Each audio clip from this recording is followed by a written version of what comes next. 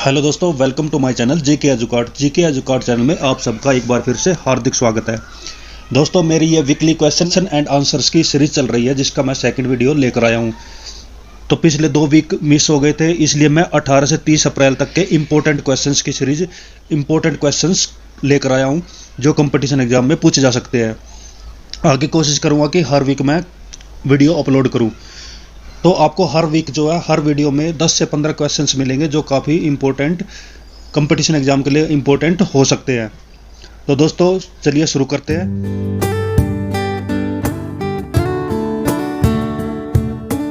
तो first question दोस्तों आपके लिए बनता है कि निम्न में से किसने हाल ही में देश के छात्रों को एक साथ 2 डिग्री देने की अनुमति दी है। तो इसका राइट आंसर रहेगा डी, यानी विश्वविद्यालय अनुदान आयोग, जिसको यूनिवर्सिटी ग्रांट कमीशन यानी यूजीसी बोला जाता है।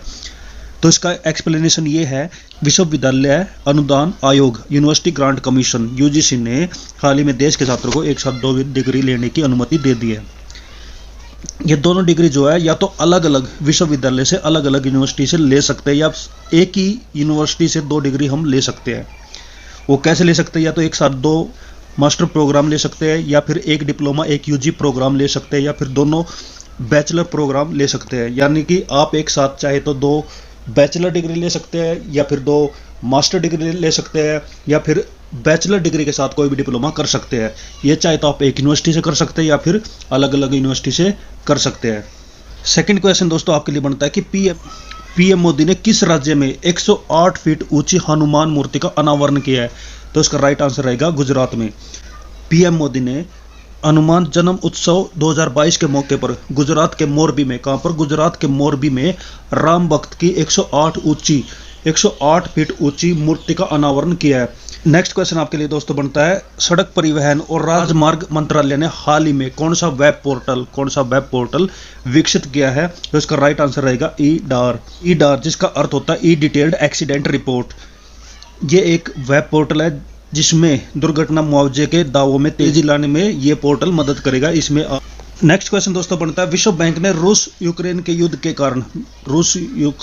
कारण 2022 के लिए वैश्विक विकास अनुमान को, जो इंटरनेशनल डेवलपमेंट का जो अनुमान लगाया गया है, वो 4.1 से घटाकर कितने प्रतिशत कर दिया है। तो इसका राइट आंसर रहेगा 3.2%। तो विश्व बैंक के अध्यक्ष है डेविड मालपास। उसने हाल ही में कहा कि इंटरनेशनल बैंक यानी वर्ल्ड बैंक रूस यूक्रेन के युद्ध के कारण वैश्विक विकास अनुमान जो है, वर्ल्ड डेवलपमेंट रेशियो जो है, वो 4.1% से घटाकर कितनी कर दिया, 3.2%। वेस्ट इंडीज के किस क्रिकेटर ने अंतर्राष्ट्रीय क्रिकेट से संन्यास लेने की घोषणा की है।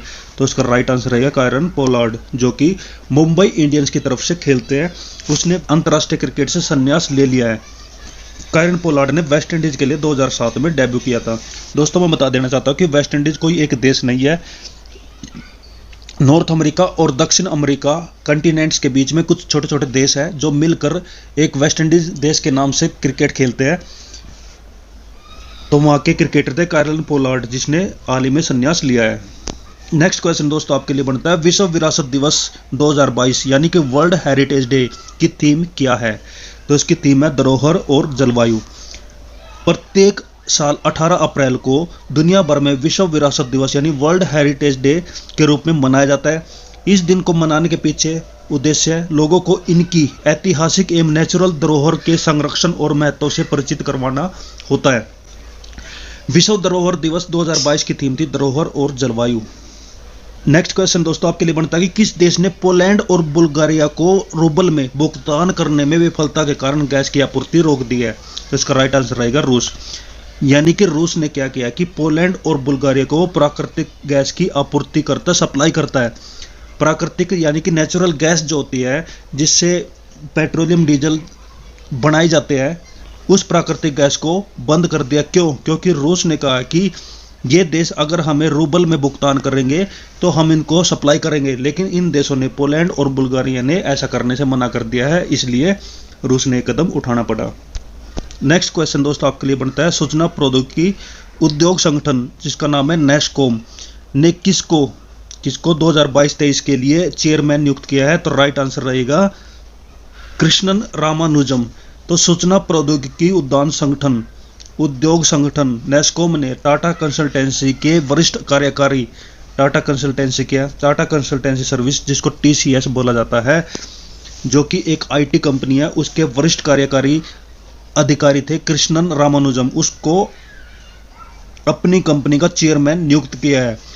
इससे पहले कृष्ण जो है इसी संगठन के नेस्कॉम के ही उपाध्यक्ष थे। और तो दोस्तों ये तो आपके लिए कुछ क्वेश्चन थे। अब हम कुछ इंपॉर्टेंट टॉपिक पढ़ लेते हैं जो अप्रैल मंथ में रहे हैं। तो पहला इंपॉर्टेंट टॉपिक बनता है शहबाज शरीफ, जो कि हाल ही में प्रधानमंत्री बने हैं पाकिस्तान के। वो किस पार्टी से है? मुस्लिम लीग नवाज, यानी कि PMLN। उसने पाकिस्तान के 23वें प्रधानमंत्री के पद की शपथ ली है। उन्होंने संसद में 174 वोट पाकर इमरान खान की पार्टी पाकिस्तान तहरीक-ए-इंसाफ PTI के उम्मीदवार शाह महमूद कुरैशी को मात दी थी। वे सबसे ज्यादा लंबे वक्त तक पंजाब के मुख्यमंत्री रहने वाले नेता है। कौन? शहबाज शरीफ जो है इससे पहले पंजाब के मुख्यमंत्री थे। पंजाब जो है पाकिस्तान का एक राज्य है जिसके मुख्यमंत्री शहबाज शरीफ रहे थे। फिलहाल शहबाज शरीफ जो है PMLN के अध्यक्ष है। शहबाज शरीफ के दो बड़े भाई अब्बास शरीफ और नवाज शरीफ। नवाज शरीफ भी पाकिस्तान के प्रधानमंत्री रह चुके हैं। उनके छोटे भाई है शहबाज शरीफ। सेकंड है RBI मॉनेटरी पॉलिसी के बारे में। तो भारत के अंदर जब भी महंगाई दर को कंट्रोल किया जाता है, जब भी भारत के अंदर महंगाई बढ़ती है, उसको कंट्रोल करने के लिए RBI जो है एक कदम उठाती है जिसको बोला जाता है मॉनेटरी पॉलिसी। मॉनेटरी पॉलिसी में क्या रहता है कि RBI जो है कुछ दरें होती हैं, कुछ रेट्स होते हैं जिनको वो घटा या बढ़ा सकती है, जैसे कि bank rate, repo rate, reverse repo rate, SLR, CRR, OMO। तो ये जिसके बारे में मैंने डिटेल में भारतीय अर्थव्यवस्था की सीरीज में बताया हुआ है, आप वहां जाकर देख सकते हैं, अच्छे से समझाया हुआ है। तो RBI ने क्या किया कि 8 अप्रैल 2022 को नई वित्त वर्ष 2022-23, वित्त वर्ष क्या होता है? वित्त वर्ष 1 अप्रैल से शुरू होता है और 31 मार्च तक चलता है। उसकी पहली बैठक हुई थी। अगले जो है 2022-23 चल रहा है और इसकी जो पहली मीटिंग हुई थी उसमें रेपो रेट में कोई बदलाव नहीं किया था। कब हुई थी? 8 अप्रैल को। रेपो रेट 4% और रिवर्स रेपो रेट 3.35% पर ही बरकरार था। RBI के गवर्नर है शक्तिकांत दास। उसने 8 अप्रैल को देश की मौद्रिक नीति समीक्षा पेश की। RBI ने वित्त वर्ष 2022-23 के लिए अपनी GDP ग्रोथ का अनुमान को घटा दिया है। पहले क्या रखा गया था? 7.8%। विकास दर डेवलपमेंट रेट जो है 7.8% 2022-23 के लिए रखी गई थी, लेकिन अब इसको घटाकर कितना कर दिया है? 7.2%, क्योंकि वर्ल्ड लेवल पे भी वर्ल्ड बैंक ने डेवलपमेंट रेट को घटाया। 4.1 से कितना किया? 3.2%। उसी प्रकार से भारत ने भी, RBI ने भी भारत की जो विकास दर है उसको भी घटाकर कितना किया? 7.8% से लेकर 7.2% तक। नेक्स्ट है न्यू इनकम टैक्स रूल्स। नए वित्तीय वर्ष की शुरुआत के साथ 2022-23 शुरू हो चुका है 1 अप्रैल से। तो नए वित्तीय वर्ष की शुरुआत के साथ आयकर नियम जो है 1 अप्रैल 2022 से लागू हो गए हैं। क्रिप्टो परिसंपत्तियों पर आयकर, क्रिप्टो असेट्स जो है उस पर आयकर, अपडेटेड रिटर्न दाखिल करना, EPF ब्याज पर नए टैक्स नियम और कोविड-19 उपचार पर कर राहत कुछ बड़े बदलाव किए थे। PF पर 2.5 लाख रुपए से अधिक निवेश पर लगने वाले ब्याज पर टैक्स लगेगा। इसके अतिरिक्त जो है कोविड-19 के ट्रीटमेंट पर हुए खर्च पर भी टैक्स में छूट मिलेगी। तो ये कुछ बदलाव जो है टैक्स रूल्स में किए थे इनकम टैक्स डिपार्टमेंट ने। नेक्स्ट है दोस्तों 7th पे कमीशन के बारे में। केंद्र सरकार ने हाल ही में केंद्रीय कर्मियों और पेंशन भोगियों को महंगाई भत्ता, जिसको DA बोला जाता है, डियरनेस अलाउंस बोला जाता है, 30% वृद्धि की मंजूरी दे दी है। केंद्र सरकार की इस बढ़ोतरी का लाभ जो है 47.68 लाख केंद्र कर्मचारियों के, यानी लगभग 48 लाख केंद्रीय कर्मचारी हैं, उनको यह बेनिफिट मिलेगा। और साथ के साथ 68 लाख हमारे देश के अंदर पेंशन भोगी है, यानी जिनको पेंशन दी जाती है, जिसको भारतीय सरकार की तरफ से पेंशन दी जाती है, उनको भी इसका बेनिफिट मिलेगा।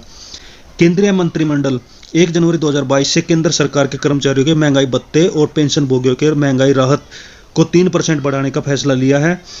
और महंगाई भत्ता जो है बढ़कर कितना हो गया? 34% हो गया है, यानी कि इससे पहले 31% DA उनको मिलता था। नेक्स्ट है दोस्तों मनोज पांडे ने 29वें CAS chief of the army staff, हमारे देश की जो आर्मी डिफेंस है उसके चीफ की शपथ ली है। वो किसकी जगह पर चीफ बने हैं? जनरल मुकुंद नरवणे की जगह पर। और सबसे इंपॉर्टेंट है, ये पहले इंजीनियर है, ये आर्मी के पहले इंजीनियर है जो हमारे देश की आर्मी के चीफ बने हैं। ये काफी इंपॉर्टेंट है। He is the first engineer to become the chief of the Indian army. Next है दोस्तों प्रियंका मोहिते के बारे में। उसने 8,000 मीटर की 5 चोटियां फतेह की है, यानी 5 चोटियों पर उन्होंने परचम फहराया है। हाल ही में वह 5 मई 2022 को कंचनजंगा पर्वत की चढ़ाई पर चढ़ी थी और ऐसा करने वाली पहली वे भारतीय महिला बन गई है। कांस फिल्म फेस्टिवल के बारे में पढ़ लेते हैं। भारत ने पहली बार इतिहास रचा है। क्या इतिहास रचा है? कंट्री ऑफ ऑनर बन के। भारत के लिए 75वें कांस फिल्म फेस्टिवल में एक के बाद एक खुशखबरी आ रही है। इस साल होने वाली इस फिल्म मार्केट में भारत को कंट्री ऑफ ऑनर चुना गया है। यह पहला मौका है जब कांस में इस तरह की परंपरा शुरू की गई है। इस साल यह फेस्टिवल 17 से 28 मई तक आयोजित किया जाएगा। नेक्स्ट है दोस्तों भारत और इंग्लैंड के बीच हुए समझौते के बारे में। हाल ही में पीएम मोदी ने ब्रिटेन की यात्रा की है, जिसमें उसने कुछ समझौतों पर हस्ताक्षर किए हैं, जिसमें सबसे महत्वपूर्ण है रक्षा क्षेत्र के सहयोग बढ़ाने पर दोनों के बीच में सहमति हुई है। यानी भारत जो है ब्रिटेन से भी डिफेंस वेपन खरीद सकता है। तो इस तरह के कुछ राजनीतिक और कूटनीतिक समझौते ब्रिटेन के साथ भारत ने किए हैं। और नेक्स्ट इंपॉर्टेंट आता है आरबीआई ने 0.40% बढ़ाया रेपो रेट, यानी आरबीआई ने रेपो रेट में 0.40% की बढ़ोतरी की है। इससे पहले जो अप्रैल में मॉनेटरी पॉलिसी आरबीआई ने लागू की थी वो कांस्टेंट थी, उसमें कोई भी चेंज नहीं किया था। लेकिन अब की बार जो है 4 मई 2022 को आरबीआई ने महंगाई को देखते हुए रेपो रेट को बढ़ाया है और उसमें कितनी बढ़ोतरी की है? 0.40% की बढ़ोतरी की है। इससे पहले 11 बार लगातार आरबीआई ने मॉनेटरी पॉलिसी लागू की थी, जिसमें किसी भी दर में कोई बदलाव नहीं किया था। रेपो रेट क्या होती है? रेपो रेट वह दर होती है जिससे जो है बैंक आरबीआई से कर्ज लेते हैं, इसको रेपो रेट बोला जाता है। और जब यह दर बढ़ा दी जाती है तो इंटरेस्ट रेट महंगा हो जाता है, जिसके कारण बैंक जो है आम नागरिकों को जब लोन देता है उसमें भी इंटरेस्ट रेट बढ़ जाता है, जिससे महंगाई को कंट्रोल किया जा सकता है। तो दोस्तों ये थी अप्रैल मंथ की वीकली सीरीज। अगर आपको किसी भी तरह का डाउट है, आप कोई क्वेश्चन करना चाहते हो तो आप कमेंट करके पूछ सकते हैं। और इस वीडियो को जरूर शेयर करें, इस वीडियो को जरूर लाइक करें। और मेरा चैनल है जीके एजुकार्ड, जिसमें मैं जीके से जुड़े जितने भी सब्जेक्ट है सबके ऊपर वीडियो बनाता रहता हूं। आप चाहे तो उसको सब्सक्राइब कर सकते हैं और अपनी तैयारी कर सकते हैं।